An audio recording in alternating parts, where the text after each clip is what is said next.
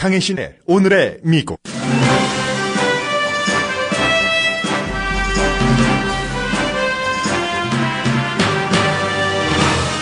박근혜 대통령이 나라를 위한다면 더 이상의 소동을 만들지 말고 당장 물러나야 한다고 이코노미스트가 주장했습니다.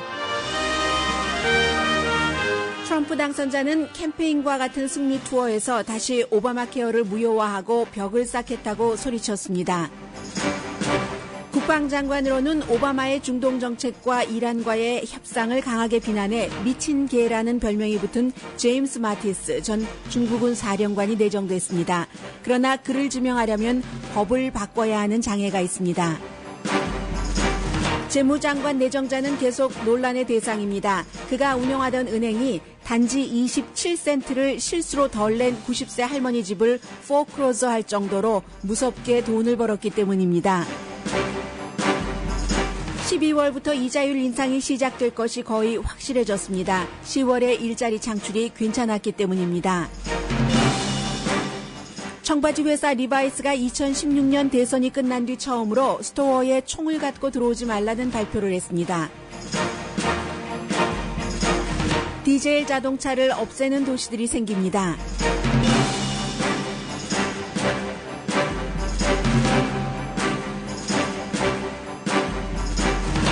여러분 안녕하십니까? 오늘의 미국 강혜신입니다.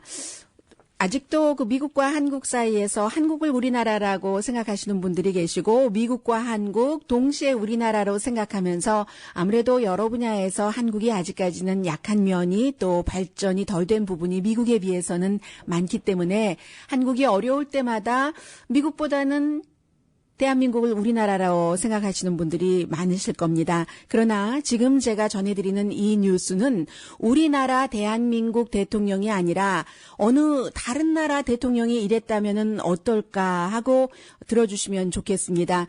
그리고 그 다른 나라, 특히 이제 선진국가에서는 그럴 수 있을 것 같은 나라를 찾기 힘들 것 같습니다만 어쨌든 냉정하게 우리나라 대통령이 아니라 다른 나라 대통령이 이런 일이 있었을 때 세계에서 그 가장 많은 지식인들이 뭐 좀 존중하면서 보고 있다는 영국 신문 이코노미스트가 사설 형식으로 어떻게 이 내용을 주장을 했는가 하는 것 들어주시기 바랍니다.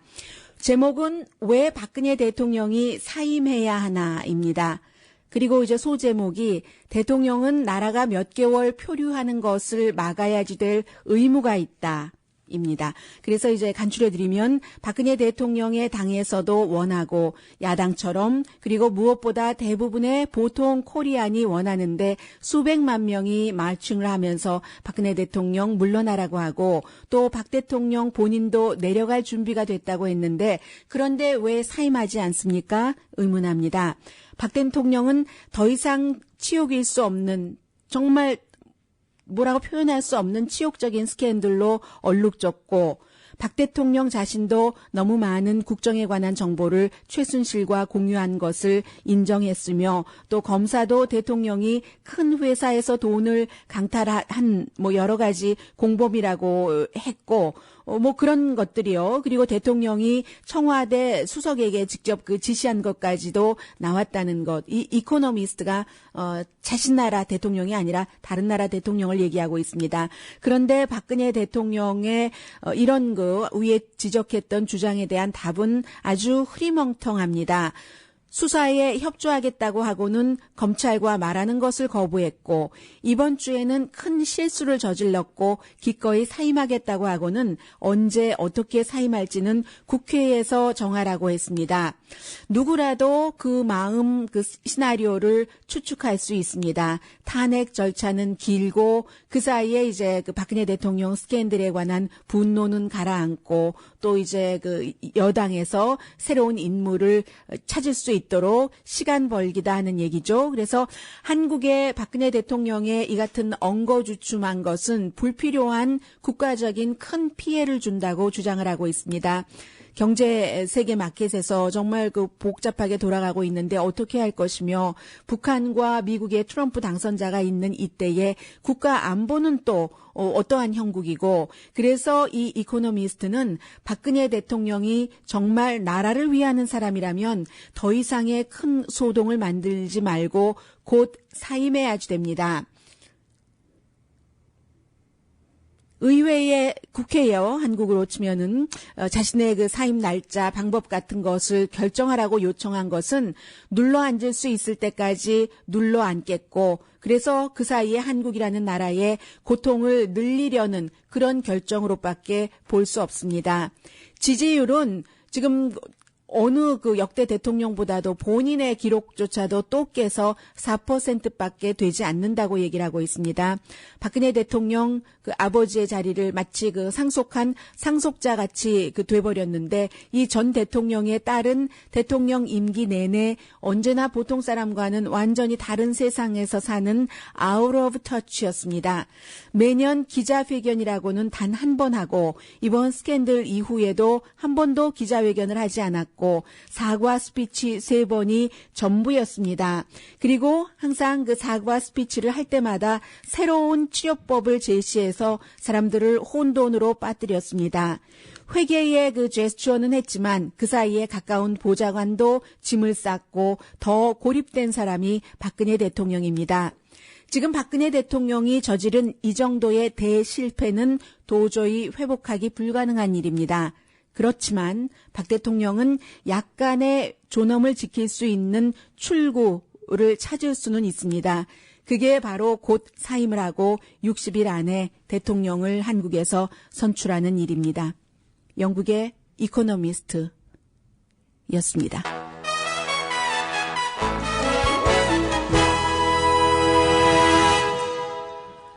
이코노미스트는 대통령의 그 3번째 그 사임에 관한 스피치를 사임에 관한 온전한 게 아니고요. whole offer가 아니라 half offer라고 표현을 하면서 여러분들이 다 알고 계시는 내용이기 때문에 다시 한번 세계 사람들에게 처음부터 이것이 어떻게 시작돼서 여기까지 왔는가를 알렸는데, 이 기사는 스킵하겠습니다. 그리고 너무 많은 일들이 이번 스캔들과 연관해서 시시각각으로 달라지고 있기 때문에 그 모든 것을 많은 일반인들이 다 알 필요도 없고, 뭐 한국이라면은 모든 뉴스가 그 뉴스니까 그렇지만요. 그리고 그렇게 다 일일이 알만한 그 가치가 있는가, 여기도 의문이 듭니다. 그래서 이제 개괄적인 것만 미국 언론에서 특히 이제 중점적으로 보도하고 있는 것을 전해드리겠습니다. 오늘도 뉴욕타임스는 이 박근혜 대통령 스캔들을 스킵하지 않았습니다. 지금 이제 뭐 야당 3당이 12월 9일에 탄핵안 투표는 한다고 하는데, 박근혜 대통령의 거취 결정과 아무런 상관없이 하겠다는 얘기입니다. 새누리당은 뭐 박 대통령이 4월에 은퇴하는 걸로 합의하기를 바라는데, 그러면 이제 탄핵이 불필요하니까요. 다음 주에 야당과 여당이 이제 이 부분에 대해서 합의를 할 수 있는가, 이게 지금 봐야지 되는 것이고, 무소속 1명과 야당이 172명인데 200명이 있어야지 탄핵이 통과되는데, 지금 3차 발표 이후에 박근혜 대통령 새누리당에서 탄핵 지지하던 사람이 조금 돌아섰기 때문에 그게 좀 힘들 것 같고, 그래서 이제 지금 야당은 여전히 그 새누리당이 시간 벌게 하고 있다. 박근혜 대통령도 자신의 승계자를 지금 찾고 있다. 그 스캔들이 회복되는 것을 기대하면서라고 얘기를 하는데, 이번에는 내일이죠. 이제 한국과 미국이 시차가 있으니까. 그래서 촛불 시위가 청와대에 지난주에는 200m까지 법원에서 허용을 했었고, 이것도 이제 어제 오후에 결정이 났잖아요. 100m까지 앞까지 시위를 할 수 있는 것이고, 갤럽 코리아의 여론조사를 이코노미스트가 인용한 것이군요. 뉴욕타임스도 그대로 인용하고 있습니다. 지금 지지율 4%고 첫 민주적으로 선출된 대통령치고는 첫 번째로 임기를 못 채우는 대통령이 될 수도 있다는 게 뉴욕타임스의 표현입니다. 지난번에 그 청와대에 200m까지 접근할 수 있도록 한, 지난주죠. 꼭 일주일 전인데 시위하는 거 보니까 여전히 그 청와대에 관한 그 보호는 철통 방어였습니다. 사진으로 보기에는 200m보다 훨씬 그 못 들어간 것 같은데요.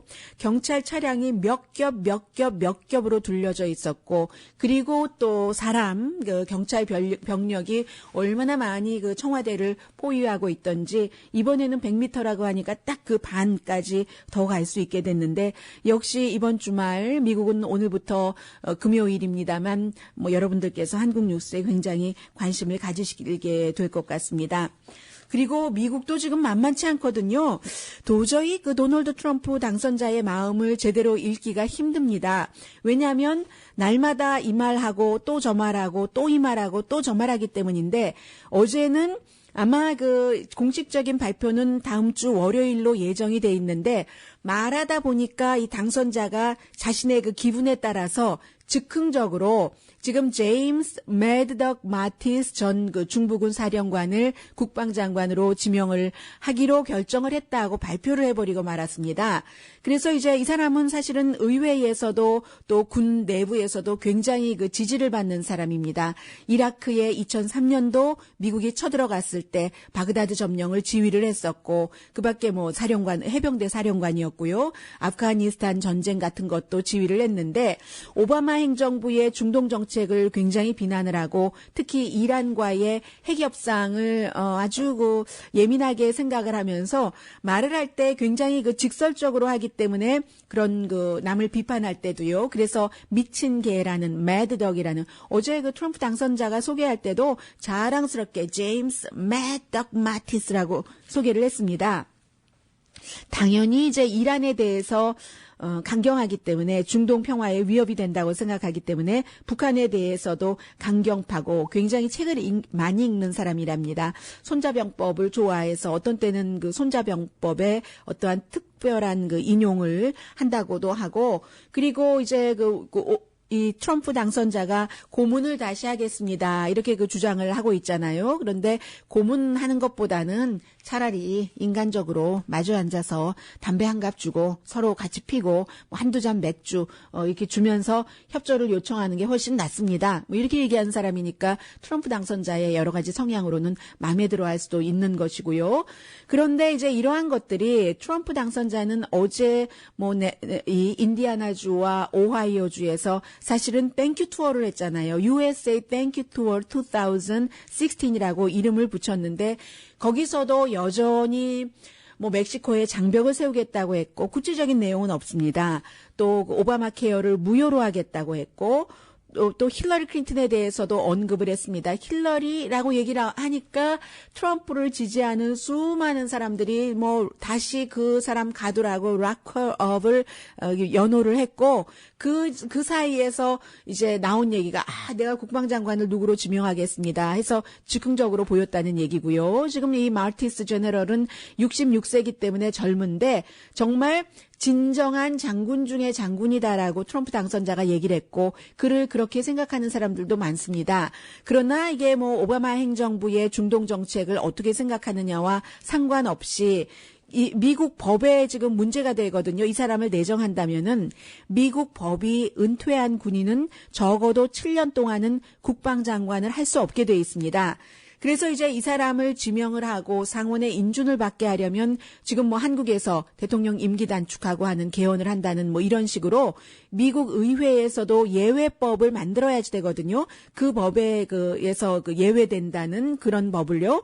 그래서 이제 어쩌면 공화당이 컨트롤하는 의회가 그 같은 면제할 수 있는 그 법에서 면제될 수 있는 것을 만들 수도 있지만 민주당원은 지금 민주당 정치인들은 굉장한 반대라고 있습니다. 새로운 법을 만드는 것이 꼭 트럼프 당선자의 지명자를 반대하기 위해서 그런 것이 아니라 왜 미국에서 은퇴한 군인이 적어도 7년 동안 국방장관을 할 수 없도록 해놨는가?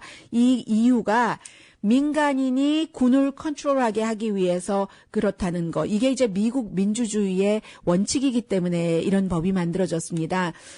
군인이 군을 통치를 하면은 굉장히 어떠한 군사적인 것, 또 전쟁적인 것, 현장에서 이런 감은 있지만 미국의 국방부라는 것은 전쟁터만 생각하는 것이 아니라 다른 나라와의 여러 관계, 미국의 안보까지를 생각을 해야지 되기 때문에 결국은 군이 이제 문을 완전히 지배하는 것이 아니고 국방부의 경우는 문이 군을 지배하는 그런 민간인이 군을 컨트롤하는 이 법에 위배되기 때문에 안 된다. 물론 예전에 한 번의 예외는 있었습니다. 그래서 이제 이 부분이 조금 처리가 돼야지 될 것 같고요.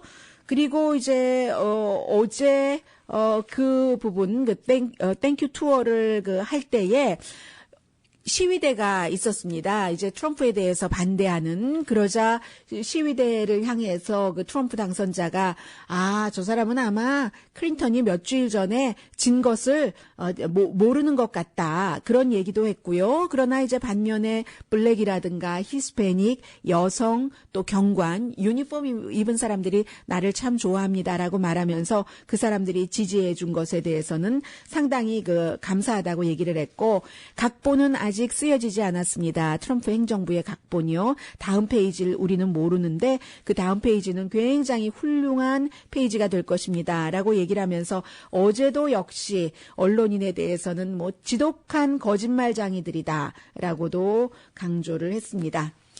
네. 그리고 뭐 잠시 뒤에 재밌는 내용이 많거든요. 그 오바마 대통령이나 밀 롬니와는 본인이 굉장히 케미스트리가 잘 맞는다는 얘기도 트럼프 당선자가 했습니다.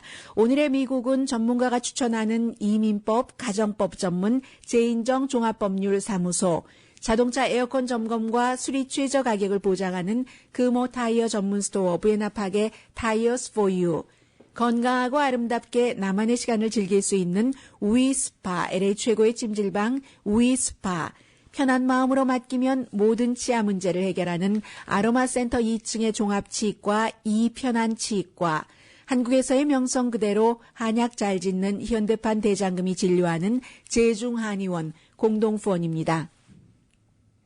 몇 년 전으로 기억하세요? 저희 회사에서도 담배 피우는 직원들이 아직 이제 별로 없는 것 같아요. 거의 없는 것 같습니다. 직원이 워낙에 많으니까요, 저희가요.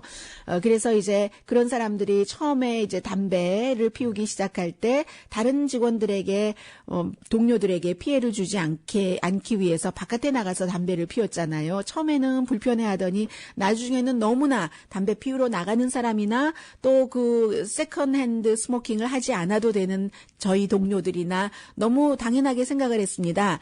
지금 아마 미국이 총기에 대해서 그런 분위기로 나가는 것 같다는 분위기가 들 정도거든요. 잠시 뒤에 전합니다.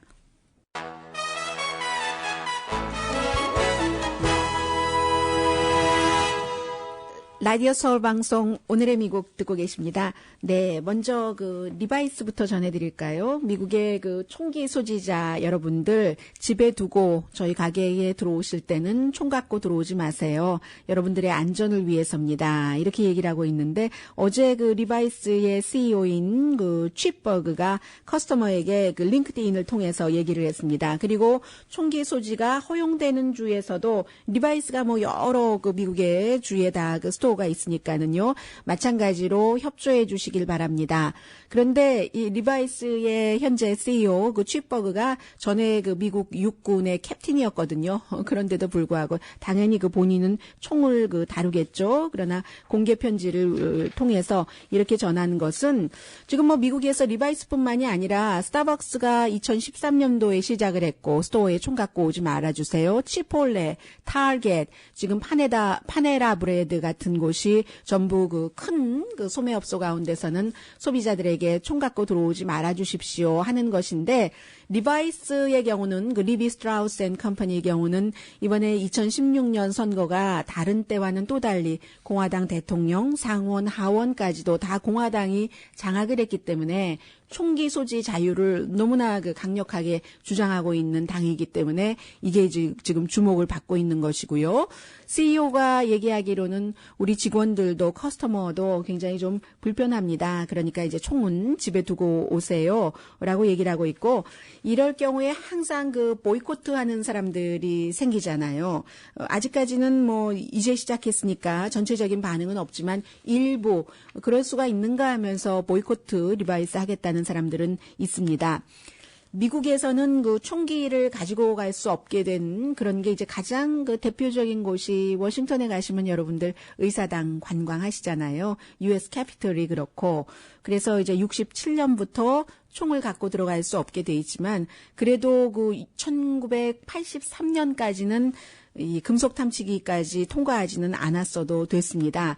그런데 이제 그 이후에 사람들이 뭐 총기 소지도 늘어나고 하면서 큰 회사들이 자발적으로 이런 그 제한을 하기 시작했는데 보이콧가 있음에도 불구하고 그런 것들이 이제 시작이 됐고요. 그래서 이제 오늘 아침에 그 크리스천 사이언스 모니터는 흡연자와 비흡연자로 아닌 게 아니라 그 분리를 하고 있습니다. 그래서 처음에는 저희 식당에서는 담배를 피우실 수 없습니다 하면은 담배 피우는 사람들이 이거 담배 피우는 사람 차별이라고요. 저도 그런 얘기 많이 들었습니다. 그런데 그렇다고 해서 담배 피우는 사람이 담배를 피우지 못하는 식당을 계속 안 가는 건 아니잖아요. 음식 맛있으면 가고 나중에는 뭐 처음에는 좀 우리는 왜 우리 소수라고 차별해 하다가 그렇지 건강이니까 뭐 그 건강 나쁘게 하는 우리가 참아야지 하고 되는 것처럼 총기도 마찬가지가 아닐까라고 지금 새로운 생활 방식이요. 이 리바이스의 CEO의 경우는 어떤 그 윤리 같은 것에 바탕을 둔 뭐 이 새로운 우리의 아니다라고 얘기를 하고 있는데 대중 안전이요. 꼭 정책에 의해서가 아니라 총 싫어하는 사람들은 좋아할 테고 그렇지 않겠어요? 그러나 총을 또 좋아하는 사람은 항상 옆에 무슨 뭐 총을 차고 있어야지만 마음이 편하겠다. 이런 사람은 불편할 테고요. 그런데 결국은 총기도 이 흡연처럼 많은 그 회사들이 소매업소부터 시작을 해서 이렇게 그 총기 갖지 않은 사람들이 불편해하니까 적어도 우리 회사에서는 뭐 우리 마음대로 장사를 할 수 있는 것이니까 뭐 어떠한 손님은 받지 않습니다라고 써 있는 것도 불법 아니잖아요. 그래서 리바이스 얘기해드렸습니다. 그리고 민주당의 상원 의원 2명이 트럼프 당선자에 의해서 장관이 될 수 있다는 얘기인데요. 근데 두 사람 보니까 전부 레드 스테이트네요. 공화당을 지금 지지했었던 노스다코타의 여자 하이디 그 헤캠프 상원 의원을 내무장관으로 이제 임명을 할 것 같고 로이터 통신의 보도입니다. 그리고 이 폴리티코의 보도를 보니까 웨스트 버지니아의 조 맨친 의원은 좀 유명하잖아요. 에너지 장관으로 아마 지명을 할 것 같습니다. 그런 것들이 이제 민주당까지 끌어안아라 하는 그 언론들의 압박들이 많이 있잖아요. 어제 트럼프 당선자가 언론 정말 디스언니스트라고 얘기를 하던데요.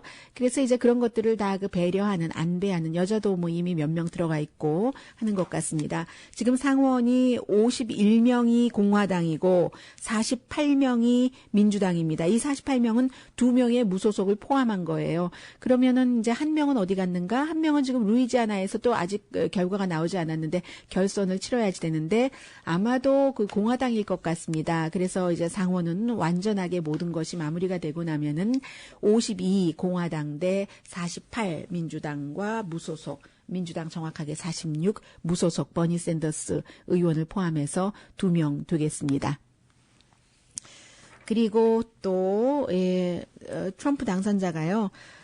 이 남자 사이에서 그 케미스트리가 좋은 사람들도 있잖아요. 이 브로맨스라고 얘기를 하잖아요. 로맨스가 아니라 브로맨스라고 얘기를 사람들이 많이 하고 있는데 미 럼니는 이제 만나보고 나니까 저녁까지 먹었잖아요. 정말 그 사람 품이 있는 사람이라고 얘기를 하면서 이제 주변에서 그를 그 국무장관에 하려고 하니까 그렇게 그 본인을 욕했던 사람을 국무장관을 시키면 본인을 지지하는 사람을 배신하는 게 아니냐고 얘기를 하니까 어제는 그 트럼프 당선자가 팍스와는 계속 그래도 인터뷰를 해요.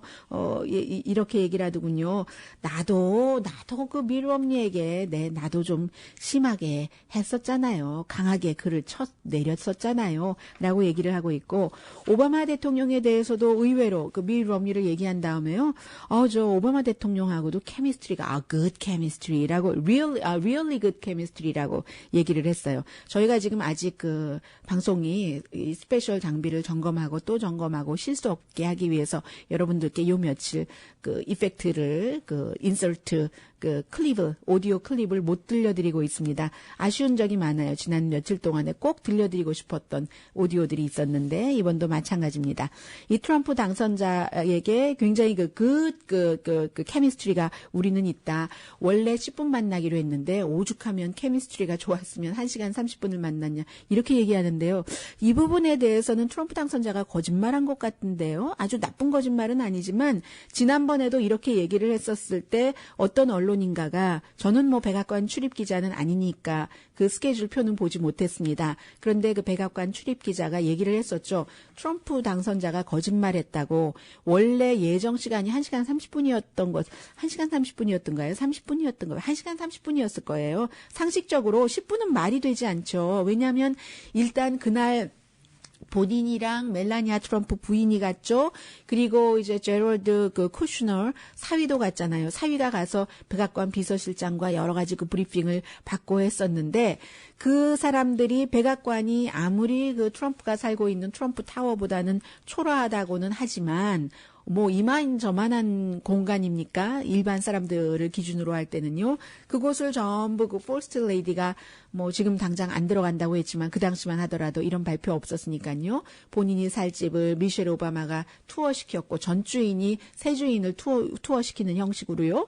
그리고 이제 오바마 대통령도 집무실도 보여주고 여기는 뭐고요. 이제 딱 그 역대 대통령 초상 같은 거 그려진 것을 다 보여주고 하는데 어떻게 10분이 말이 됩니까? 예정 시간이 그건 아니죠. 이렇게 트럼프 당선자는 안 해도 될 거짓말을 하는 것도 사실은 문제예요. 이런 작은 거짓말 안 해도 될 거. 10분 예상하고 1시간 30분. 그러니까 뒤에 것을 강조하기 위해서 약간의 그 과장을 하는데 과장을 하다 보니까 과장이 점점 커질 수도 있다. 이 상상은 되는데 어쨌든 케미스트리가 너무 좋아서 10분 만날 예정을 1시간 30분 만났었다라고 얘기를 했습니다.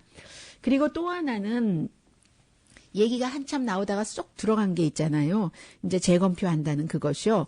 재검표 결과가 아직 나오지는 않았습니다만 이게 13일까지는 나와야지 됩니다. 그래야지 19일에 트럼프 당선자를 완전하게 대통령으로 땅땅땅 그 도장 찍어줄 때 위스콘신하고 펜실베니아하고 또 그 미시건이 다 합계가 되거든요. 합계 안 되면 이제 좀 복잡한 문제가 나올 수도 있고요. 그런데 이제 와서 보니까 자세히 계산을 하고 보고 또 보니까 이번에 그 재검표를 그 주도했었던 질 스타인이 2000년도에 말하자면 그 라이프 네이더 때문에 알고가 졌다는 말도 있잖아요. 그게 왜냐면은 물론 그 전체적으로는 그 당시에 그 알고가 537표를 플로리다에서 져서 그 선거인단을 졌기 때문에 재검표했는데 결국은 537표 때문에 진 거잖아요.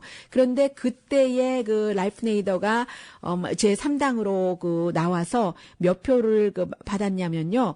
플로리다 주에서 이제 그 뉴햄프셔에서는 알고가 7,000표 차이로 그 당시에 그 부시에게 졌는데 라이프 네이더가 받은 게 22,000표였고 플로리다에서도 마찬가지로 이 라이프 네이더가 받은 표가 많았기 때문에 그 가운데서 다는 안 가도 얼마는 갔을 거 아니에요. 이번에는 더 황당합니다. 물론 이 트럼프는 그 미시건주에서 힐러리 클린턴에게 약 1,700표로 졌는데 이 질 스타인이 받아간 표가 5만 1,500표 정도 되거든요. 5만 1,500표 정도 가운데서 한 10,000표 정도는 힐러리 클린턴에게 갈 수도 있었을 가능성이 아주 높고요. 그리고 아니면 또 펜실베니아에서는 트럼프 당선자가 46,700표 정도로 이겼는데 질 스타인이 펜실베니아는 뭐 별로 이길 가능성 없었네요. 49,700표를 받았고 여기 중에서 상당수는 또 힐러리 클린턴에게 갔을 겁니다. 위스콘신의 경우도 이것도 가능한데요. 트럼프가 22,100표 정도를 더 받았는데 질 스타인이 31,000표를 받았으니까 이게 또 힐러리 클린턴에게 갔다면 만약에 또 그 질 스타인이 후보로 나오지 않았다면 뭐 이런 생각을 많이 해볼 수 있는 거죠. 그래서 2016년에 라이프 레이더가 바로 그 질 스타인이다라는 얘기까지 나옵니다. 그러니까 모든 사람들이 본인이 원하는 거, 유권자들은 뭐 누가 대통령이 되느냐, 뭐 시의원이 되느냐 하는 그런 문제인데 끝까지 그 우리의 의무를 지켜야지 된다는 게 아주 오늘 명명백백하게 드러나네요. 이제 이 자율은 올해 12월에 시작해서 내년까지 몇 번 계속 오를 것 같습니다. 잠시 뒤에 뵙겠습니다.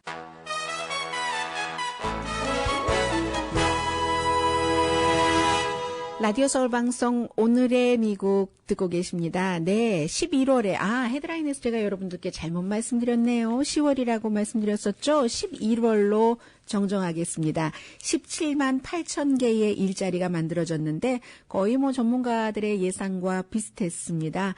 로이터가 17만 5천 개를 예상을 했고 사람들에게 물어보니까요. 전문가요. 블룸버그는 18만 개를 예상을 했었습니다. 그래서 10월 달보다 좀 나아졌습니다. 실업률은 4.6%로 지난 9년 사이 최저까지 내려갔고 사람들의 소비도 괜찮고 얼마 전에 말씀드렸었죠. 어느 정도인지는 모르겠습니다만은 일단 그 새로운 행정부에 대한 기대감도 조금 있고 해서요. 또 인플레이션도 괜찮고 주택값 좋아지고 있습니다. 제조업도 완전한 화랑이라고 볼 수는 없지만 이제는 그런 시대는 지나지 않았겠어요. 시대가 달라져서 저희도 이렇게 새롭게 완전한 그 최첨단 21세기 아마 22세기에도 쓸 수 있을지 몰라요. 디지털화 지금 기계로 그 방송을 하고 있는데요. 그래서 이제 연방준비제도가 이달에 당연히 공개시장위원회 열릴 때 이자율을 올리는데 전혀 부담이 없어졌습니다. 더군다나 이제 선거도 끝났기 때문에 선거 전에 연방준비제도가 어떠한 행위를 하면은 아무리 그 독립적인 기구가 독립적인 판단으로 했다 하더라도 뭔가 그 기존 행정부에 영향을 주려고 그럴 수 있다는 오해도 받을 수 있었는데 그런 것으로부터도 자유롭고요. 해서 일단 12월 달에 이자율이 오르고 나면 이것으로 끝나는 것이 아니라 내년에는 몇 차례 있지 않겠어요? 지금 거의 0%이기 때문에. 그리고 자 오늘의 미국을 듣고 계신 분 가운데 부자분이 많으세요? 아니면 중간 가난한 분들이 많으실까요? 이것도 생각하기 나름이니까요. 미국에서는 아무리 부자라도 아무리 가난한 사람이라도 본인이 먹으려고 하면 최소한의 뭔가를 먹을 수 있고 햄버거도 먹고 빅맥도 먹고 할 수 있으니까요. 그럼에도 불구하고 오늘의 미국을 포함해서 대부분의 이런 그 미디어는 어떠한 그 정책이라든가 경제에 관해서 그 보도를 할 때 특히 어떤 사람이 장관이 된다더라 이런 것을 보도할 때 그 사람의 성향 돈이 많은 부자라면 어떻게 돈을 벌었는가 이런 것을 서민의 입장에서 그 전해드리는 게 저는 당연하다고 생각을 합니다. 그래서 오늘 다시 한번 전해드리겠습니다. 지금 그 재무장관 지명자인 스티브 매누친이 어제 제가 그 깜빡 잊어버리고 확인 못했네요. 자산이 어디인가 그 어느 언론인가 4천만 달러라고 써 있어서 이거는 아닐 겁니다 했는데 그것보다는 훨씬 많을 겁니다. 이 스티브 매누친이 지금 그 어느 정도로 그 부자인데 어떻게 돈을 벌었는가? 많이 돈을 벌었죠. 워낙에 부잣집 아들로 태어났으니까.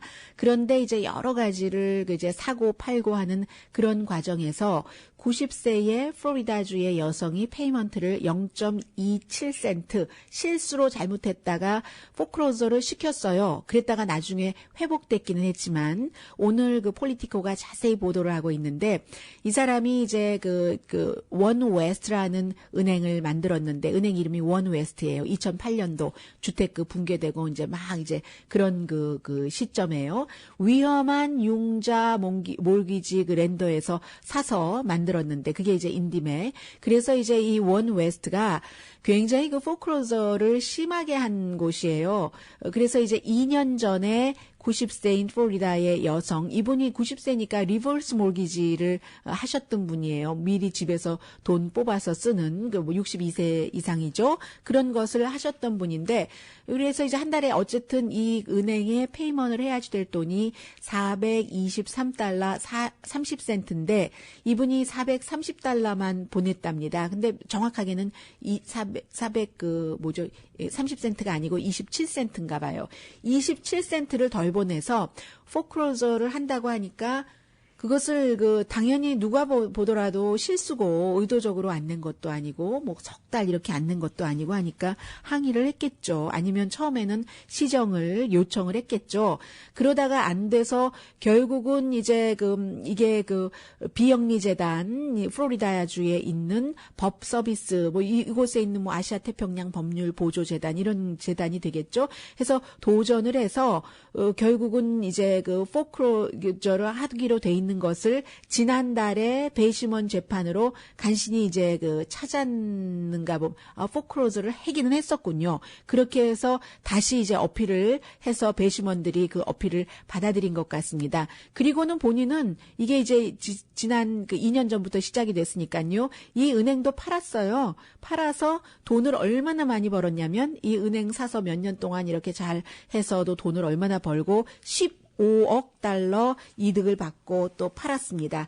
그러니까 사람들이 이 원웨스트라는 은행을 포크로저 머신이라고 얘기를 하죠. 지금 트럼프 당선자가 아주 좋은 사람이고 훌륭한 사람이고 본인도 지명되고 나서 텍스를 내리겠습니다. 세금이요. 한 사람이 이렇게 27센트 때문에 90세 할머니가 사시던 집을 포크로저 시킨 사람입니다.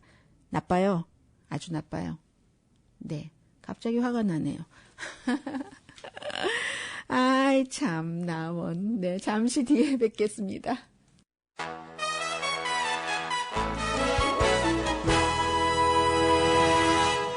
라디오 서울 방송 오늘의 미국 듣고 계십니다.